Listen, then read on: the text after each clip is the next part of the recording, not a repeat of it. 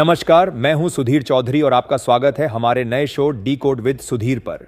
मेरे इस नए चैनल पर आप तक वो सारी असल सच्चाइयां पहुंचेंगी जिन्हें अक्सर बड़े बड़े न्यूज चैनल आपसे छिपा लेते हैं। यहां खबरें सिर्फ खबरें नहीं होंगी, बल्कि उनकी गहराई और असली मायने भी समझाए जाएंगे। दोस्तों, वह सच जो पश्चिमी देशों ने सालों तक दुनिया से छुपा कर रखा, आज सबके सामने आ चुका है।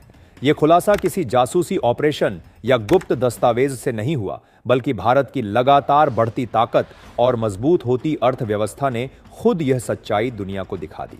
सोचिए, अगर कोई आपसे कहे कि भारत अब सिर्फ चौथे नहीं बल्कि दुनिया की तीसरी सबसे बड़ी अर्थव्यवस्था बन चुका है, तो शायद आपको यह सुनकर हैरानी हो। लेकिन यह कोई सपना या मजाक नहीं, बल्कि कड़वी हकीकत है।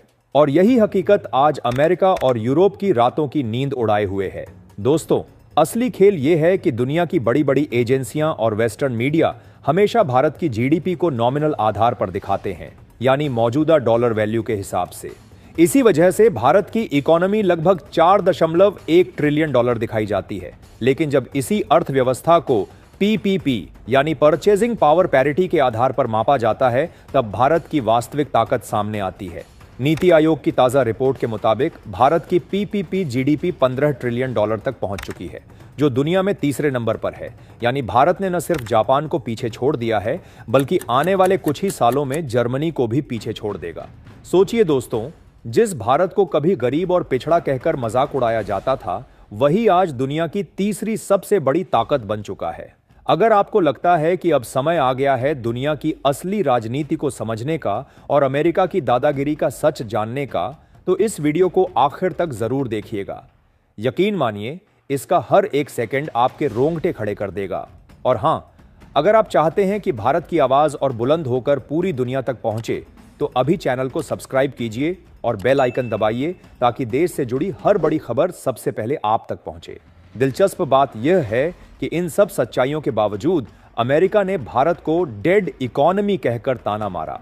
वॉशिंगटन को लगा कि उसके लगाए गए टैरिफ के दबाव में भारत टूट जाएगा, घुटने टेक देगा और उसकी अर्थव्यवस्था बिखर जाए। लेकिन दोस्तों, हुआ इसके बिल्कुल उलट। भारत ने ऐसा जवाब दिया कि न सिर्फ अमेरिका बल्कि पूरी दुनिया हैरान रह गई। भारत ने न सिर्फ अमेरिकी दबाव को झेला, बल्कि और मजबूत होकर बाहर निकला। यही वजह है कि आज भारत की जीडीपी ग्रोथ 7.8% तक दर्ज की गई है, जो अमेरिका और यूरोप को सख्त परेशानी में डाल रही है। भारत ने दुनिया को यह साफ दिखा दिया है कि उसकी अर्थव्यवस्था न सिर्फ टिकाऊ है, बल्कि लगातार और मजबूत होती जा रही है। अमेरिकी टैरिफ की धमकियां और ताने अब बेअसर साबित हो चुके हैं।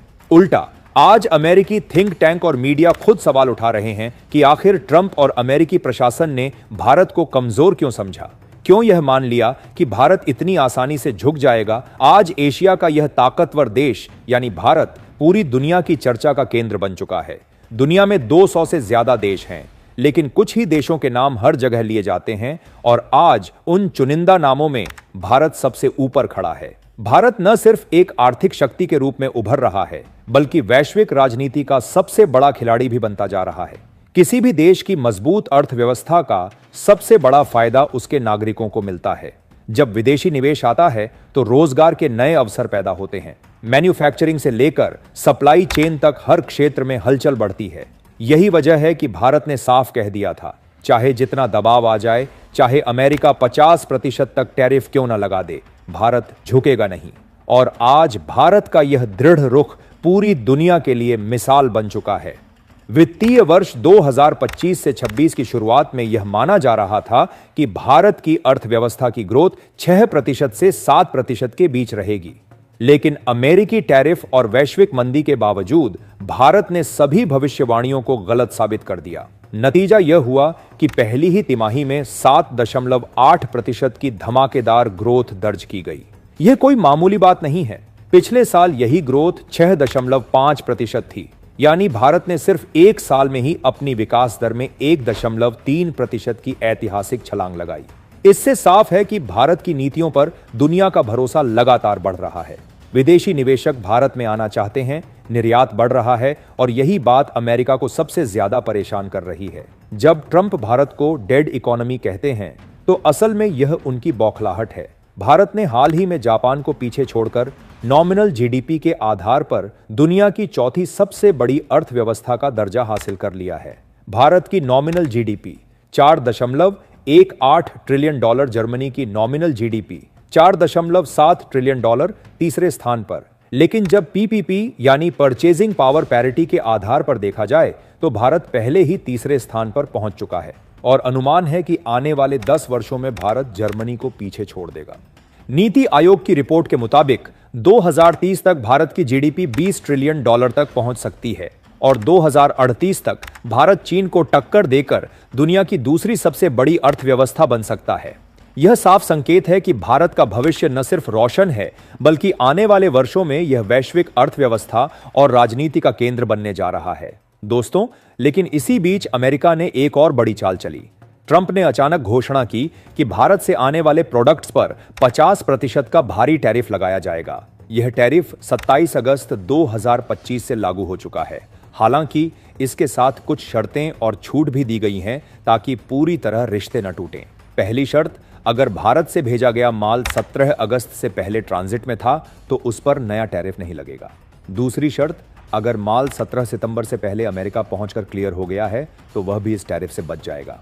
तीसरी शर्त, हर इंपोर्टर को खुद यह सर्टिफाई करना होगा कि उसका माल इन छूट वाली कैटेगरी में आता है। यानी एक तरफ अमेरिका भारत पर दबाव बना रहा है और दूसरी तरफ रिश्तों को पूरी तरह तोड़ने का रास्ता खुला छोड़ रहा है। अमेरिका ने कुछ सेक्टर्स को इस टैरिफ से बाहर रखा है, जिनमें शामिल हैं स्टील, एल्यूमिनियम, ऑटोमोबाइल्स, फार्मा, दवाइयां, इलेक्ट्रॉनिक्स। ट्रंप प्रशासन जानता है कि अगर भारत से दवाइयों और इलेक्ट्रॉनिक्स की सप्लाई रुक गई तो नुकसान खुद अमेरिका को ही होगा। लेकिन बाकी ज्यादातर प्रोडक्ट्स पर सीधा 50% टैरिफ लगाया गया है। यह भारत के लिए बड़ा झटका साबित हो सकता है क्योंकि अमेरिका भारत का सबसे बड़ा निर्यात बाजार है। ट्रंप का आरोप है कि भारत रूस से सस्ते दामों पर तेल खरीद रहा है और वही पैसा रूस यूक्रेन युद्ध में इस्तेमाल कर रहा है। इसी वजह से ट्रंप ने भारत पर यह टैरिफ का हथियार चलाया ताकि भारत दबाव में आकर रूस से तेल खरीदना बंद कर दे। लेकिन दोस्तों, भारत का रुख स्पष्ट और अडिग है। ऊर्जा सुरक्षा पर कोई समझौता नहीं होगा। भारत के विदेश मंत्री और प्रधानमंत्री दोनों ने साफ कह दिया है कि भारत अपने नागरिकों के लिए सस्ता तेल खरीदता रहेगा, चाहे कोई कितना भी दबाव क्यों न बनाए। दोस्तों, आपकी इस मुद्दे पर क्या राय है, हमें कमेंट्स में जरूर बताइए। और हां, अगर आपको यह वीडियो पसंद आया हो तो इसे लाइक करें, चैनल को सब्सक्राइब करें और बेल आइकन दबाना न भूलें, क्योंकि यहां आपको हर खबर मिलेगी सबसे अलग और सबसे पहले। जय हिंद, जय भारत।